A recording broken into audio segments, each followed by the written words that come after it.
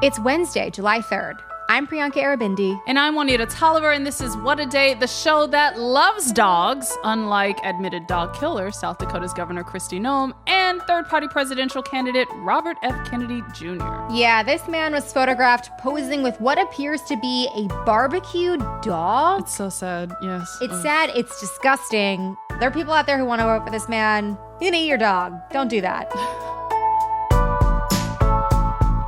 On today's show, the sentencing hearing in former president and convicted felon Donald Trump's hush money case is delayed. Plus, Rudy Giuliani is disbarred in New York. But first, we may be starting to see a seismic shift in how the Democratic Party is talking about President Joe Biden and whether he should remain the party's presumptive nominee for president.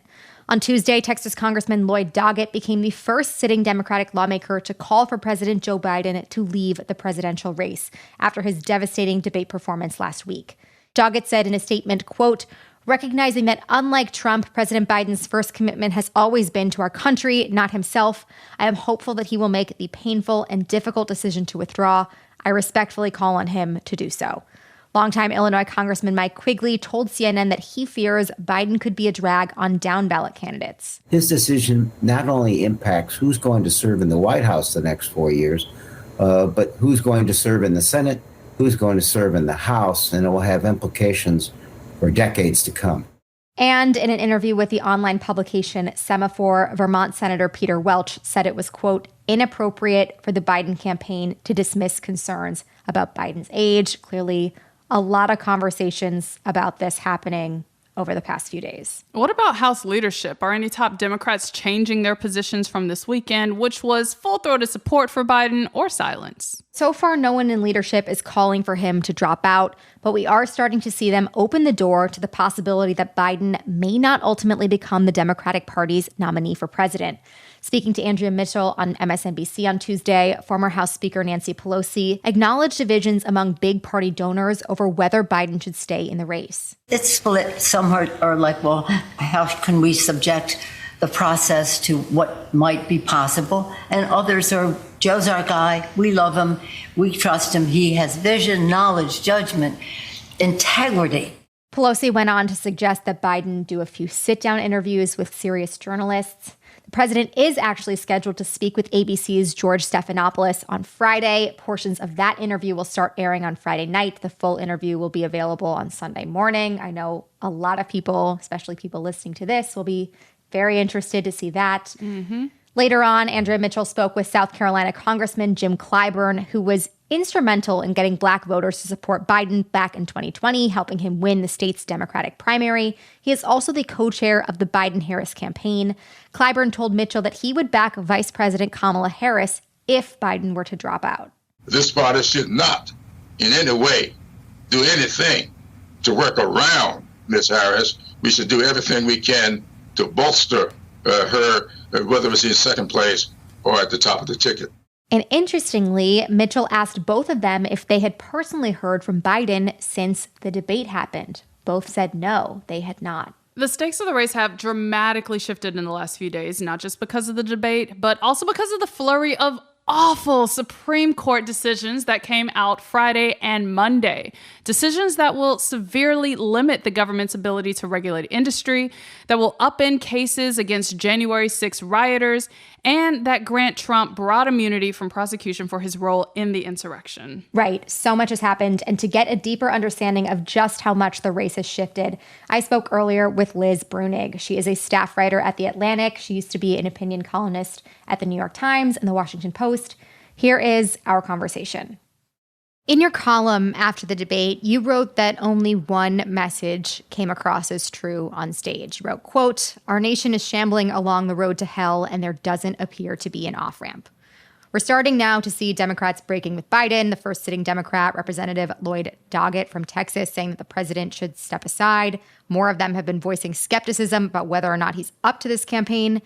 Is that the off-ramp that you were referencing? Or at this point, is that just wishful thinking? It's a good idea. The people who are suggesting Biden should step aside seem right. The thing that worries me is even if the Democrats were to replace Biden right now, Trump has had a lot of time to campaign.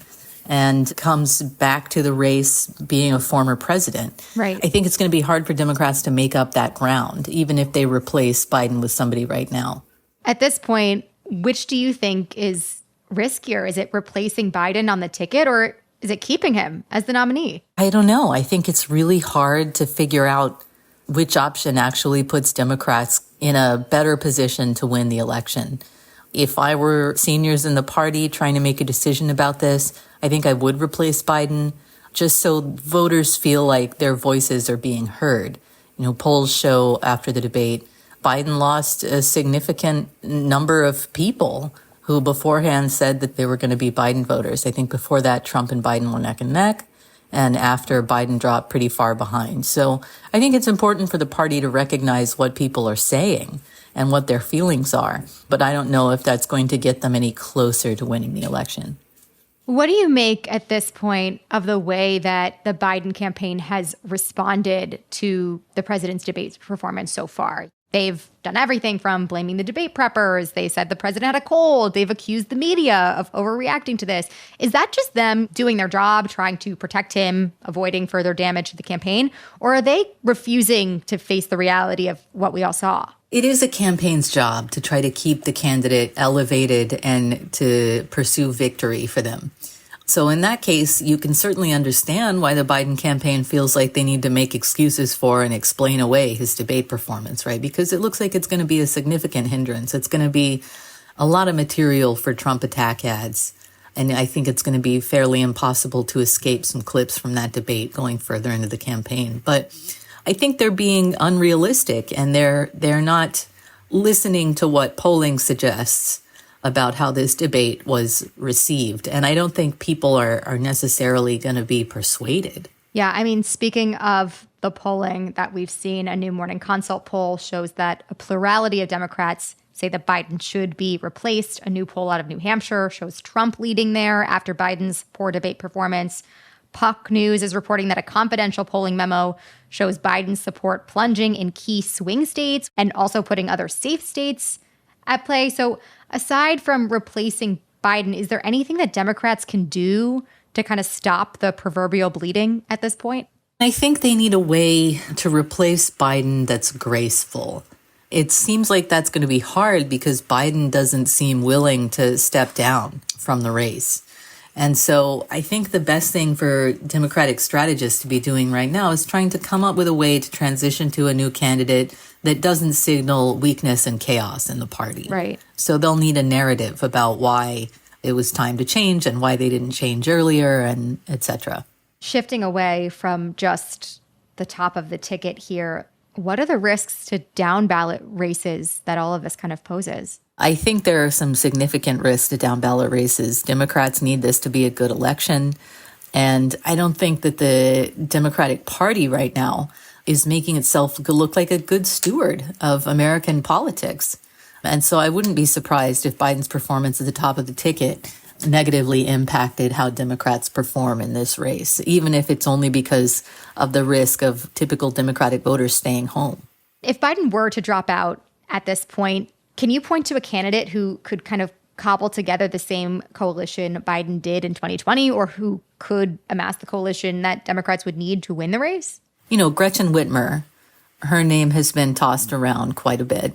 I met Gretchen and interviewed her during the Michigan primary that Bernie Sanders was in 2020.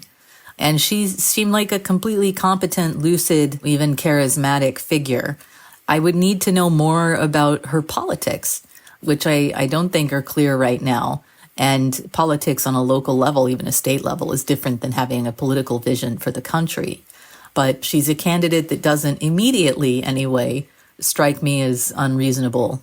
Yeah, I just want to follow up on that and ask about Vice President Harris, because she's there. But what do you make of what would happen if she were the alternative? I mean, she polls even worse than Biden. I think it's really impossible at this stage to deal with that. I mean, how do you reverse someone's image on the national stage when you only have a handful of months until the election? I mean, there might be ways to improve Harris' standing with the public, but the Democrats haven't undertaken those measures. On top of the debate, we also got, a slew of gutting Supreme Court decisions Friday and Monday, chief among them being the decision granting Trump broad immunity for his role in the insurrection. And then yesterday, Trump's sentencing in his criminal hush money case was delayed until September as a direct result of that decision. Taken all together, where does this all leave the coalition of people who don't want to see Trump back in office? If anybody was counting on legal consequences for Trump's past behavior interfering with his participation in the election, I think those hopes are pretty well dashed by now. So they're just going to have to face Trump head on, not as someone who is disqualified from the race, but as someone they have to actually beat in the race. And his polling numbers are, especially relative to Biden's, pretty good right now. So that should be something that they begin focusing on in earnest, not holding out hope for one of these legal consequences. I think there are a lot of people, a lot of voters who are feeling really not good after watching that debate, increasingly cynical after the last few days. But what do you think that they can do about it? Is there actual action that they can take at this point? I would counsel people to pay attention to the alternative candidates that the Democrats are tossing around, see if they feel comfortable with any of those candidates. And then if that's the case, if there's someone who appears to have a good shot at taking the Democratic nomination away from Biden, I think it makes sense for voters to kind of rally around those people and demonstrate to the party that that's who they prefer to vote to. On some level, the situation that we're in, Biden versus Trump, is a Democratic outcome, which means people chose it. And I think that this is a demonstration of why our democracy needs to be much more sensitive to the desires of actual voters. That was my conversation with Liz Bruenig, staff writer at The Atlantic. This story is changing very quickly. We will obviously continue to keep an eye on it and keep you updated. And the other thing we will be keeping an eye on is these polling simulations, including the CNN poll that has Vice President Kamala Harris outperforming Biden, Whitmer, California's Governor Gavin Newsom, and Secretary of Transportation Pete Buttigieg in a head-to-head with convicted felon Donald Trump. But that's the latest for now. We'll get to some headlines in a moment, but if you like our show, make sure to subscribe and share with your friends. We'll be back after some ads.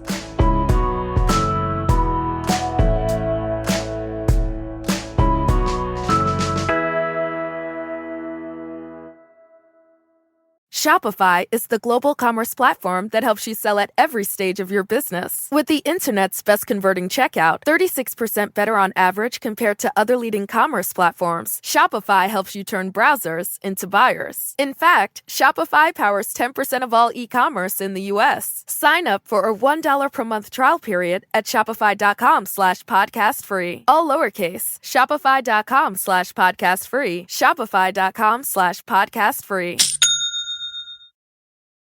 I'm John Favreau, and we're back with another season of The Wilderness. This is going to be a close race. I think this thing is going to be decided by a few thousand votes in a couple swing states. But we're not here to make you panic. We're here to keep you busy, to give you the same kind of info and insights that campaigns have about this election, so that you can get out there and convince people to be part of the anti-Trump coalition that beat him last time. Calcification and close elections, it doesn't mean that, we're stuck and nothing matters. It means everything could be pivotal. This election isn't about rewarding or punishing Joe Biden or Donald Trump. It's not about them. It's about us. It's about what will happen to the people we care about and what will happen to the people who need our help. It's about the people of the United States deciding that this country's not going down on their watch. We're fighting with everything we got, and I think that we're going to win. So join us on The Wilderness. New episodes of The Wilderness release every other Sunday in the Pod Save America and Wilderness feed. Listen now wherever you get your podcasts.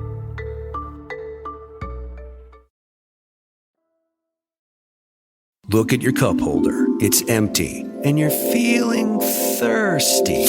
Head to a nearby convenience store and fill it with a Pepsi Zero Sugar, Mountain Dew, or Starry. Grab a delicious, refreshing Pepsi for the road. Let's wrap up with some headlines. Headlines. Justice Juan Merchan, the judge who presided over convicted felon Donald Trump's hush money trial in New York, has delayed the former president's sentencing until September. Trump was set to be sentenced on July 11th after he was convicted of 34 counts of falsifying business records. But his lawyers asked Merchan on Monday to put everything on pause, arguing that the Supreme Court's decision granting Trump broad immunity warrants a new trial. Prosecutors for the Manhattan District Attorney's Office said that they were fine with delaying the sentencing, but that they don't believe Trump's defense has a strong case. The new date for the sentencing hearing is September 18th, less than 2 months before the election. Listen, I'm a bit miffed for multiple reasons, including the fact that I am scheduled to work on July 11th. I was personally looking forward to delivering this news to you all, but I just checked my calendar. I'll be here on September 18th too. So Victory! we will have a good time.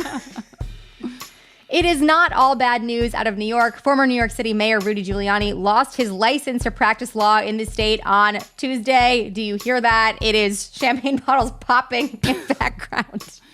Giuliani's New York law license was suspended in 2021 over his involvement in the former president's efforts to overturn the 2020 election results.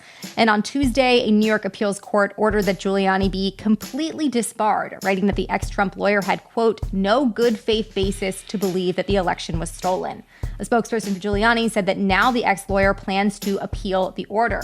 But this is the least of Giuliani's legal worries. D.C. officials recently recommended that he should be disbarred in Washington, too. He still faces federal charges in Arizona and in Georgia for election interference. You said miffed earlier. I'm a little miffed now that it seems like everybody is facing repercussions for January 6th and attempting to overturn the 2020 election except for Donald Trump. So truly, it is mind-boggling the way that everyone else has got caught up in the crossfire here, and he is just walking free.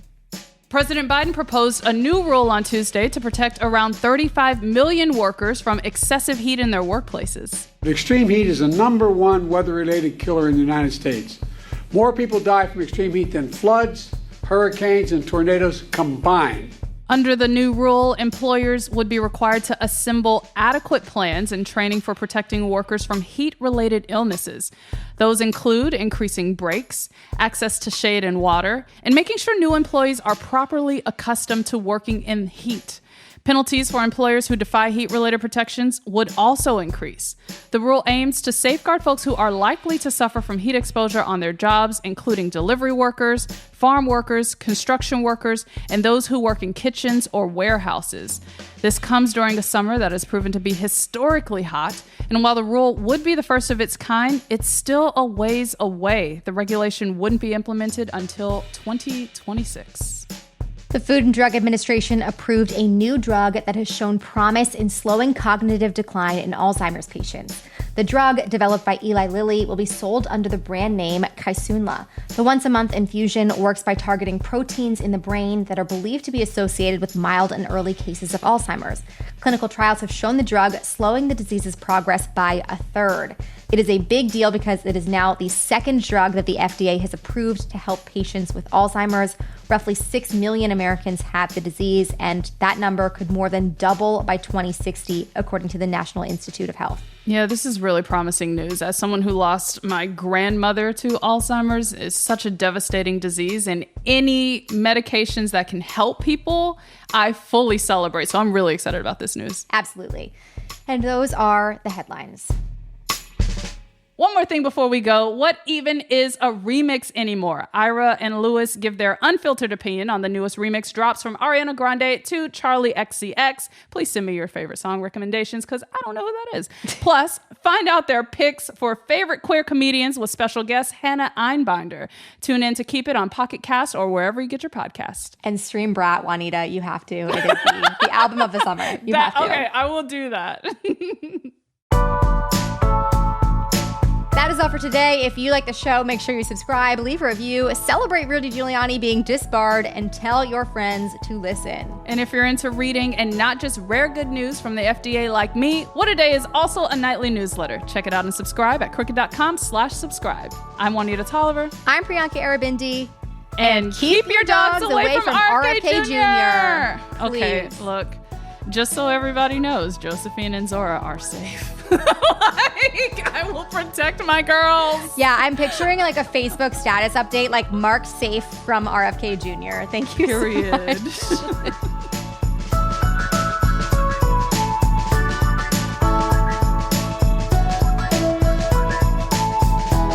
Weekday is a production of Crooked Media. It's recorded and mixed by Bill Lance.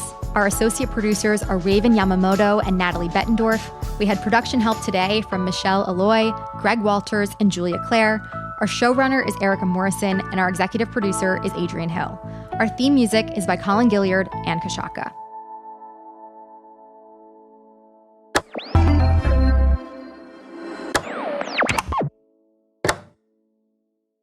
Shopify is the global commerce platform that helps you sell at every stage of your business. With the internet's best converting checkout, 36% better on average compared to other leading commerce platforms, Shopify helps you turn browsers into buyers. In fact, Shopify powers 10% of all e-commerce in the U.S. Sign up for a $1 per month trial period at shopify.com/podcast free. All lowercase, shopify.com/podcast free, shopify.com/podcast free.